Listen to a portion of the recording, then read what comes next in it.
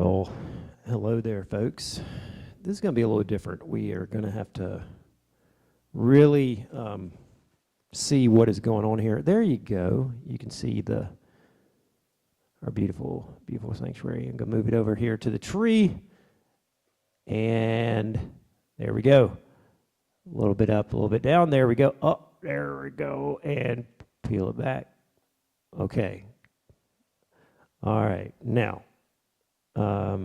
Oh, wait, one second.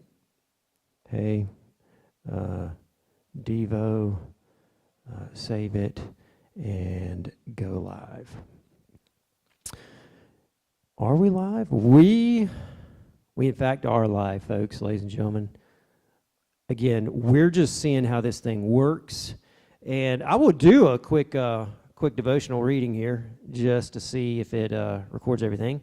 This is one of my favorite Advent books, and this is Love Came Down, and so I'm just going to show the Christmas tree the whole time. I think that's the wiser route to go. We do have one viewer. Hello there, viewer. 1 Corinthians 13, verses 4 through 5 says, "Love is not irritable." And let's look at that. It's easy to get irritated at Christmas time with the overplayed Christmas jingles that miss the real meaning, or the impossible to untangle Christmas tree lights. Whose fault is it anyway? Or how about this one? Look how well our children are doing, those Christmas letters, you know. Well, Bobby's got a 4.0, and I don't know, Susie Q, she finished her PhD. You know, at one level, the causes of our irritation seem obvious enough, but a deeper irritation usually goes unrecognized, and that is irritation with God. 49 viewers, 50 viewers, what? 54, what? Okay, well, let's keep going. This is someone else speaking. This is Dr. Ferguson. He says this: "A minister I knew sometimes took an unusual pastoral approach with people. He would ask them to read through the parables of Jesus and tell them which ones actually irritated him." He was onto something. Preachers are often told that what really helps people is, narrative, is stories. That's how Jesus preached. He told parables. Maybe it's true, maybe it is true, that stories help people understand better. But that is not why Jesus told parables. In fact, he said he told them to make clear who didn't understand them. They might like the story but miss the point, and that's why he told parables. My friend was much nearer the mark. Jesus' parables are meant to get under our skin. They're meant to reveal that our sin is created within us in an irritation with God and his ways.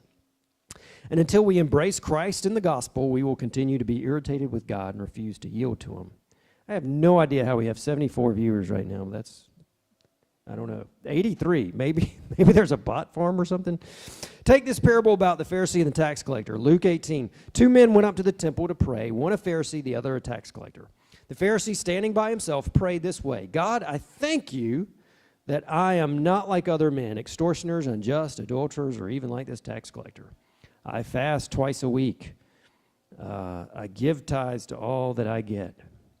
But the tax collector, standing far off, would not even lift up his eyes to heaven, but beat his chest, saying, "God, be merciful to me, a sinner." "I tell you," Jesus added, "this man," the tax collector, "went down to his house justified rather than the other." Of course, you knew that, but that is only because you are familiar with Jesus' punchline. And if you're honest, that line no longer has any punch, which may mean you still don't get it. For the people who listen to Jesus, his words must have felt like a blow to the stomach. But if you think honestly about it, you will notice something. You may, in fact, be more like the Pharisee than the tax collector. The chances are you going to church. So the chances are you go to church. So for a start, you're not like other men. You thank God for keeping you from sin, don't you? Who are these people? I don't know. You thank God for keeping you from sin, don't you? Plus, you have high moral standards. You try not to cheat. You treat people fairly. You're not immoral like so many other people. You engage in religious activities. You try to give faithfully and be disciplined. And it's a long time since you beat your chest in church, metaphorically, and cried out for mercy. Maybe you once did, but now, well, you don't see so much need for that these days. Not now, given that you're forgiven, right? So, are you more like the Pharisee or more like the tax collector? That's the question. If so, here's the problem. It was the tax collector who walked out of the temple justified. God's ways in this parable can be just as irritating to us as in Jesus' parable about equal pay for the vineyard workers. Remember, the ones who came in the very last hour got the same as those who worked the whole time, and that can irritate you. But what is the point of this diversion into understanding the parables? It's simply this. Only when this fundamental irritation is brought to the surface and dealt with by God's grace will we begin to experience and express the love that is not irritable. Irritation with God and his ways was injected into the human race in the Garden of Eden. Don't you see? God's not really fair and loving, said the serpent. Did he surround you with fruit-bearing trees just to irritate you by not letting you eat any of them? Eve struggled a little bit, sure, but her vision was already beginning to be distorted. That irritation with God soon became irritation between husband and wife and brother and brother. If we're going to be delivered from being irritable, we need to find a cure from being irritated with God and his ways. Only then will we be able to love and not be irritated. Irritability, whatever name you call it, and whether caused by other people or caused by circumstances, is at root irritation with God for the way he's providentially governing our lives. We blame our circumstances or other people or our background or even our genes, but none of these can function apart from God's sovereign will and purpose.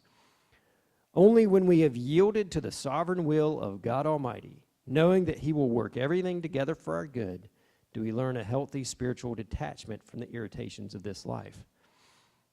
Now, that doesn't mean we're fatalistic. It does not mean that we don't try to change things for the better, that we don't relieve pain, we don't remove obstacles to our own happiness. No, I'm not saying that. But now we do all these things with our hearts at rest in God, knowing he works for the good of those who love him. So the remedy for my irritability, therefore, will not be found in a determination to be less irritable, but only in a sense of the love of God for me, and in the trust I have in him it produces. You know, Jesus' life was marked by irritants from beginning to end, from birth in the now house to followers who proved to be fickle, enemies who plotted against him, people who disappointed him, religious leaders who planned to kill him, an empire whose representatives declined to vindicate him, soldiers who vented their cynicism toward him, spectators who came to watch his crucifixion. His whole life was one long saga of irritants, yet we hear no irritable word.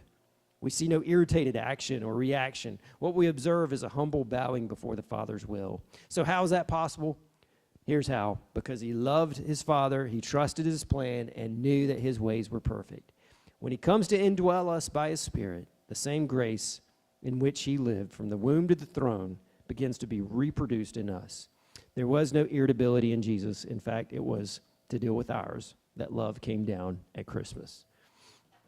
Good stuff, good stuff. Again, this is sort of a test/devotion. And look at that tree. Look at that. There we go. We're having moms. A lot of people back there, so we're very grateful for that. Anyway, thanks for joining us. We'll see you later. Bye.